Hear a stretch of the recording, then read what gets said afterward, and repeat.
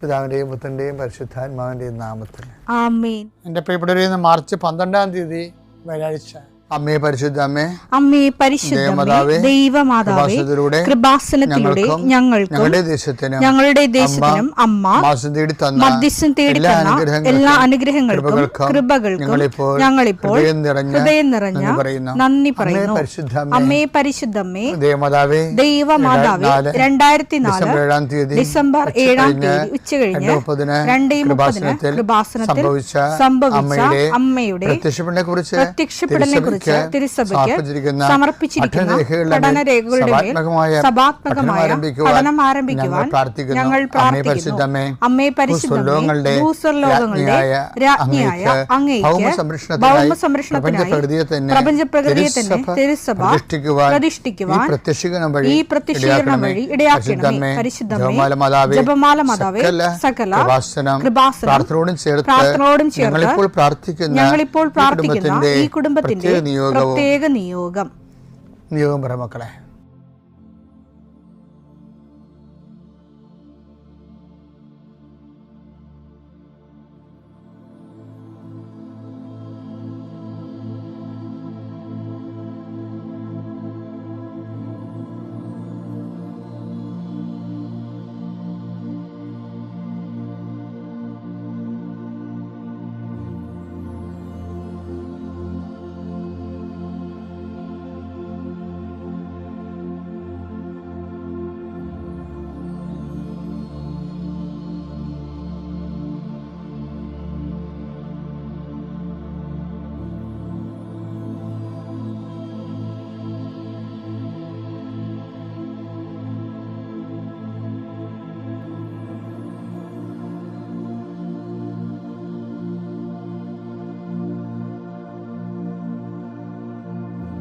അമ്മയുടെ പ്രത്യക്ഷീകരണത്തിന്റെ ഈ അനുഗ്രഹവേളയിൽ ഞങ്ങൾക്ക് സാധിച്ചു തരുവാൻ കനിയണമേ.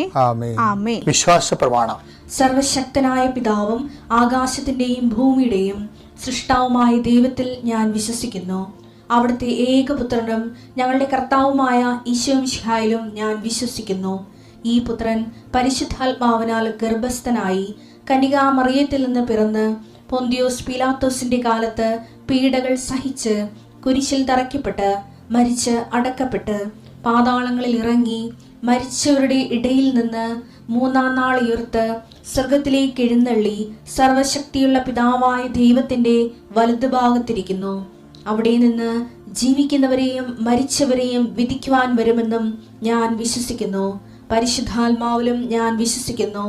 വിശുദ്ധ കത്തോലിക്കാ സഭയിലും പുണ്യവാന്മാരുടെ ഐക്യത്തിലും പാപങ്ങളുടെ മോചനത്തിലും ശരീരത്തിന്റെ ഉയർപ്പിലും നിത്യമായ ജീവിതത്തിലും ഞാൻ വിശ്വസിക്കുന്നു. ആമേൻ. സുഖസ്ഥനായ ഞങ്ങളുടെ പിതാവേ, അങ്ങയുടെ നാമം പൂജിതമാകണമേ. അങ്ങയുടെ രാജ്യം വരണമേ. അങ്ങയുടെ തിരുമനസ് സ്വർഗത്തിലെ പോലെ ഭൂമിയിലും ആകണമേ. അന്നു വേണ്ടുന്ന ആഹാരം ഇന്ന് ഞങ്ങൾക്ക് തരണമേ. ഞങ്ങളോട് തെറ്റ് ചെയ്യുന്നവരോട് ഞങ്ങൾ ക്ഷമിക്കുന്നത് പോലെ ഞങ്ങളുടെ തെറ്റുകൾ ഞങ്ങളോടും ക്ഷമിക്കണമേ. ഞങ്ങളെ പ്രലോഭനത്തിൽ ഉൾപ്പെടുത്തരുതേ, തിന്മയിൽ ഞങ്ങൾ രക്ഷിക്കണമേ. ആമേൻ. നന്മ നിറഞ്ഞ മറിയമേ, സ്വസ്തി. കർത്താവ് അങ്ങയുടെ കൂടെ സ്ത്രീകളിൽ അങ്ങ് അനുഗ്രഹിക്കപ്പെട്ടവളാകുന്നു. അങ്ങയുടെ ഉദരത്തിൻ ഫലമായി ഈശോ അനുഗ്രഹിക്കപ്പെട്ടവനാകുന്നു.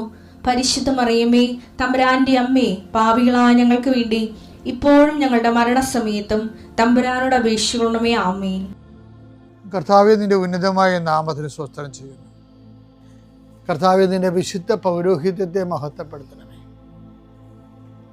കർത്താവേ, സഭയിലുള്ള സാന്നിധ്യം പ്രകടമാക്കണമേ. 40 വർഷം ഞാൻ അർപ്പിച്ച കൃപാനയുടെ യോഗ്യതയാണ്. കൃപാസ്ഥാനത്താറെ ജീവനോടെ പ്രത്യക്ഷപ്പെട്ട പരിശുദ്ധ അമ്മയുടെയും മാധ്യസ്ഥത്തിൽ ഈ പ്രാർത്ഥന പ്രതീക്ഷിച്ചുകൊണ്ട് ലോകം മുഴുവനും വിവിധ സ്ഥലങ്ങളിൽ ജാഗ്രതയോടെ ഇരിക്കുന്ന ഓരോ മകൻ്റെ മേലും മകളുടെ മേലും കർത്താവേ, നിന്റെ തിരുമുറുവാർന്ന വലതുകരം ആണിപ്പെടുതാന്ന അത്ഭുതകരം വെക്കണമെന്ന് പ്രാർത്ഥിക്കുന്നു. കർത്താവ് യാത്ര ചെയ്യുന്ന മക്കൾ, കർത്താവ് ഇൻ്റർവ്യൂ ഉള്ള മക്കൾ, കർത്താവ് പരീക്ഷ എഴുതുന്ന മക്കൾ, അനേകം മക്കൾ ആശീർവാദം വാങ്ങിച്ച് പോയിട്ടുണ്ട് പരീക്ഷ എഴുതാൻ വേണ്ടി. അവരെല്ലാം കർത്താവെ ആശീർവദിക്കണം. പരീക്ഷാ സമയങ്ങളിൽ കർത്താവെ അങ്ങ് അവിടെ കൂടെ വസിച്ചുകൊണ്ട് അവർക്ക് ചിലർക്ക് പരീക്ഷ എഴുതുന്നതിന് പ്രയാസമുള്ളവരുണ്ട്, ചിലർക്ക് ഓർമ്മ കിട്ടത്തില്ല, ഓർത്തെടുത്ത് കമ്പ്യൂട്ടറിൽ കറുപ്പിക്കാനോ വെളുപ്പിക്കാനോ പറ്റാത്തവരുണ്ട്, തീരുമാനം എടുക്കാൻ താമസം എടുക്കുന്നവരുണ്ട്. അവരെല്ലാവരെയും ഈശോയുടെ നാമത്തിൽ ഞാൻ ആശ്രയിക്കുന്നു. കുടുംബത്തിലെ പ്രത്യേക അവസ്ഥ കൊണ്ടും പിന്നെ ഹോസ്റ്റലിൽ അവിടെയൊക്കെ നിൽക്കുന്നവർ ഭക്ഷണമില്ലായ്മ കൊണ്ടും നല്ല ഭക്ഷണം കിട്ടാത്തത് കൊണ്ടും അവന് ഉറക്കമില്ലാത്തത് കൊണ്ടും വയറൊക്കെ മോശമായിരുന്നതുകൊണ്ടും പല ആൾക്കാർക്കും പലതരം ശാരീരികമായ പല അവശതകളും ഉള്ളതുകൊണ്ടും പല കാര്യങ്ങളെയും ബാധിക്കുകയും വേദനിക്കുകയും നിരാശപ്പെടുകയും സങ്കടപ്പെടുകയും എന്ത് ചെയ്യണമെന്ന് അറിയാൻ പാടില്ലാതെ ഒരാശ്വാസമില്ലാതെ പരക്കം പാകുകയും ചെയ്യുന്ന എല്ലാ മക്കളെയും ഞാൻ കൃപാസനത്താറെ ജീവനോടെ പ്രത്യക്ഷപ്പെട്ട പരിശുദ്ധമ്മയുടെ മാധ്യസ്ഥത്തിൽ നിന്നെ യേശുനാമത്തിൽ ആശ്രയിക്കുന്നു. ദൈവത്തിലെ നീ അനുഗ്രഹിക്കപ്പെട്ടവളാണ്, നീ അനുഗ്രഹിക്കപ്പെട്ടവനാണ്. നിൻ്റെ വഴികളിൽ നീ ഇന്ന് പോകുന്നിടത്തെല്ലാം കർത്താവ് നിന്നെ അനുഗ്രഹിക്കും. നിൻ്റെ വഴികളിൽ നീ ഇന്ന് സംസാരിക്കുന്നിടത്തെല്ലാം കർത്താവ് നിന്നെ അനുഗ്രഹിക്കും. ദൈവത്തിലെ നിൻ്റെ ഓരോ ഉദ്യമങ്ങളും നിൻ്റെ ഓരോ ചിന്തകളും നിൻ്റെ ഓരോ തീരുമാനങ്ങളും അത് അനുകൂലമാണ് നടക്കാനും അനുകൂലമല്ലെങ്കിൽ നിനക്കെതിരാണെങ്കിൽ നടത്താതിരിക്കാനും കർത്താവിൻ്റെ പരിശുദ്ധാത്മാവ് നിന്നെ ഗൈഡ് ചെയ്യട്ടെ. എൻ്റെ കർത്താവിൻ്റെ ഉന്നതമായ നാമത്തിൽ സഭയുടെ അധികാരത്തിൽ കുരിശിൻ്റെ അടയാളത്തിൽ ദൈവത്തിൻ്റെ ശക്തിയാൽ ഇന്ന് നീ ചെയ്യുന്ന മുഴുവൻ കാര്യങ്ങളുടെ മേൽ ദൈവത്തിൻ്റെ കൃപ ചൊരിയട്ടെ. പരിശുദ്ധമ്മ ദേവമാതാവ് നിനക്ക് വേണ്ടി മധ്യസ്ഥം വഹിക്കട്ടെ. പിതാവിൻ്റെയും പുത്രൻ്റെയും പരിശുദ്ധാത്മാവിൻ്റെയും നാമത്തിൽ.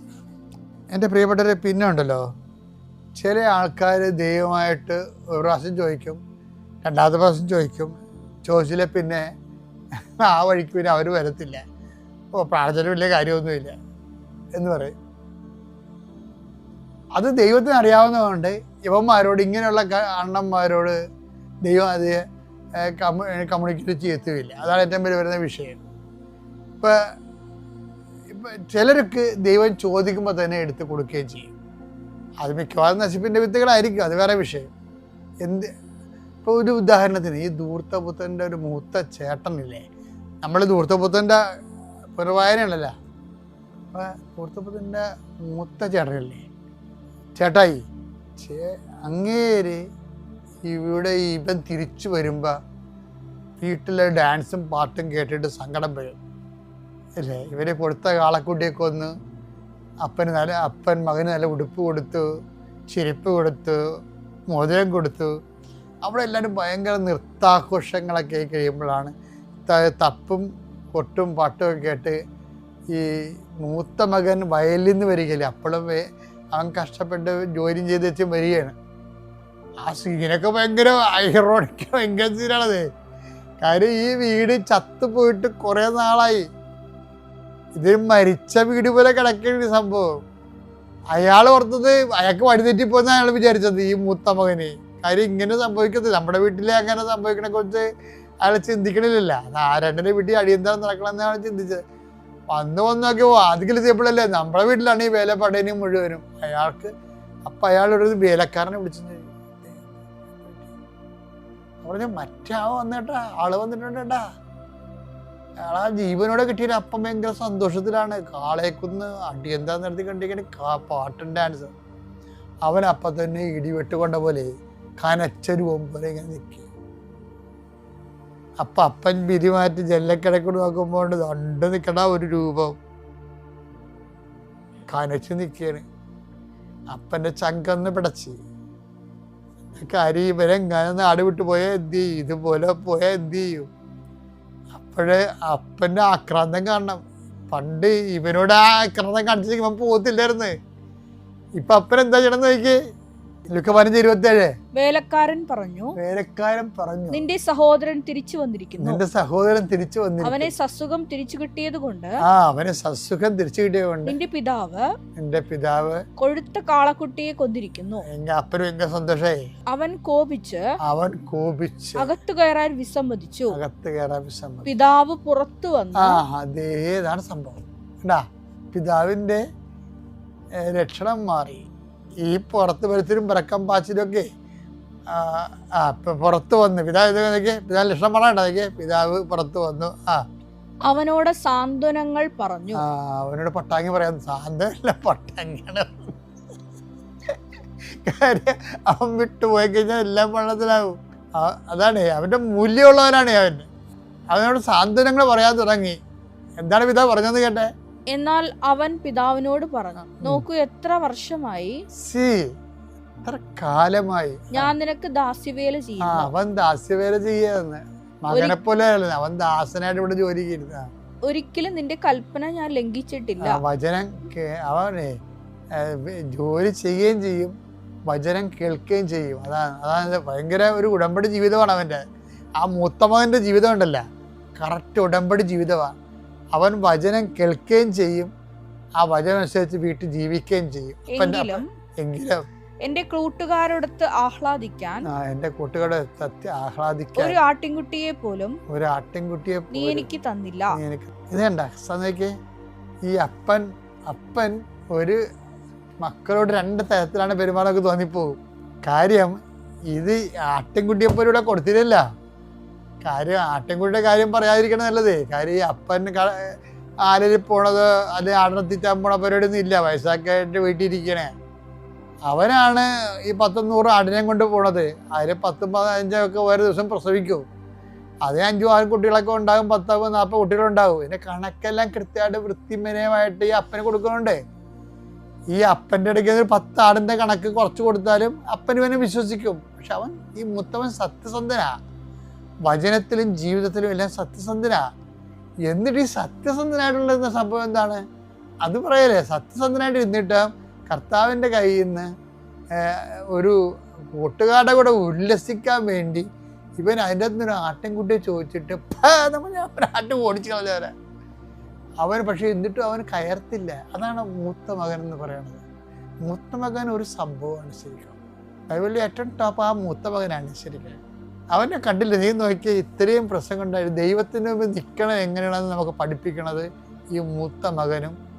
പിന്നെ ലൂക്കായിന് 2 അധ്യായം കഴിയുമ്പോൾ 12-17-10 പറയുന്നൊരു ദാസനുമുണ്ട്. ഉഴാനും ആട് മേയ്ക്കാനും പോയിട്ട് തിരിച്ച് ഇതുപോലെ വയലിൽ നിന്ന് വന്നവനാണ്. ഈ വയലിൽ നിന്ന് വന്നവന്മാരൊക്കെ വില്ലന്മാരായിരിക്കും. ഈ മൂത്ത മകനും വയലിൽ നിന്ന് വരികയും. ഇനി ലൂക്ക 17-10 ഒരാൾ വയലിൽ നിന്ന് വരും, ഉഴാനും ആട് മേയ്ക്കാനും പോയിട്ട് അവനും വരും. അപ്പോൾ അവൻ വയലിൽ നിന്ന് വരുമ്പോൾ എന്താ പറയണത്? നീ പോയി കുളിക്കുക, എനിക്ക് ഭക്ഷണം ഉണ്ടാക്കുക, വിളമ്പിത്തരിക, പിന്നെ നിനക്ക് കഴിക്കുക എന്നല്ല പറയുക. അത് എന്നിട്ട് അതെല്ലാം കൽപ്പിക്കപ്പെട്ടെല്ലാം ചെയ്തതിന് ശേഷം പ്രയോജനരഹിതന ദാസൻ. ശരിക്കും പ്രയോജനരഹിതന ദാസൻ ആരാണ്? ഈ മൂത്ത മകനാ. അവനൊരു പ്രയോജനമില്ലാത്തവൻ. അവൻ പ്രയോജനമില്ല, അപ്പനെ കൊണ്ട് ഒരു പ്രയോജനമില്ലാത്തൊരു മനുഷ്യനായിട്ട് അവൻ ജീവിക്കാൻ. എൻ്റെ ദൈവത്തിലെ യഥാർത്ഥ ആധ്യാത്മിക ജീവിതത്തിൽ ദൈവത്തെ കൊണ്ട് ഒരു പ്രയോജനമില്ലാത്തവനായിട്ട് നമുക്ക് തോന്നും. ദൈവത്തെ കൊണ്ട് ഒരു പ്രയോജനമില്ല നമുക്ക് തോന്നാം. എന്നിട്ട് നമ്മൾ വിശ്വാസിച്ച് ജീവിക്കും. അതാണ് മൂത്ത മകൻ്റെ ജീവിതം. അപ്പം പറയേണ്ട വാക്കുണ്ട്. എന്താണ്? ഇങ്ങനെ ജീവിക്കുമ്പോൾ നീ ഓർക്കണം മകനെ, എൻ്റെ മകനെ, നീ എപ്പോഴും എന്നോട് കൂടി ഉണ്ടല്ലോ. അപ്പോൾ ദൈവത്തിൽ നിന്നൊന്നും കിട്ടിയില്ലെങ്കിൽ ദൈവം തന്നെ നിൻ്റെ കൂടെ ഉണ്ട് എന്ന് നീ മനസ്സിലാക്കണം. പിതാവിൻ്റെയും പുത്രൻ്റെയും പരിശുദ്ധാത്മാവിൻ്റെ നാമം.